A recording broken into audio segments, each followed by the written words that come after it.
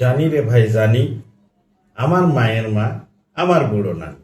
একটি সহজ প্রবাদ, অথচ এই প্রবাদ আমরা বিশ্লেষণ করলে আমাদের স্বাস্থ্য সচেতনতার সাথে নিয়ে যেতে পারি। যেমন, আমার অসুস্থতা, আমার অসুখ হয়েছে, ডাক্তারের কাছে যেতে হবে। পাশের বাড়ির ডাক্তার, মোড়ের ডাক্তার, ওষুধের দোকানে ওষুধ কিনে খাওয়া, হাসপাতালের ডাক্তার, এমনকি ক্লিনিকের ডাক্তার। অসুখ হয়েছে, দেও দূর। কিন্তু আমরা কখনোই ভাবি না আমার কেন অসুখ হলো, আমার গায়ে ব্যথা কেন, আমার হাঁটুতে ব্যথা কেন, আমার প্রেশারটা বেড়ে গেল কেন।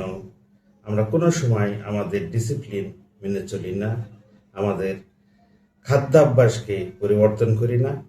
ছোট ছোট অভ্যাসের কারণে আমাদের ছোট অসুখ থেকে বড় অসুখ হয়ে যায়। কাজেই আমরা এখনই সাবধান হয়ে যাব, যেন আমাদের দৌড় মেরে ডাক্তারের কাছে যেতে না হয়।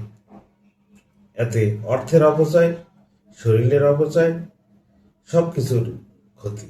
কাজেই আমরা এখন থেকে সাবধান হয়ে যাব, কেন সামনের জীবনগুলো আমাদেরকে সুখে স্বাচ্ছন্দ্যে অতিবাহিত করতে হবে।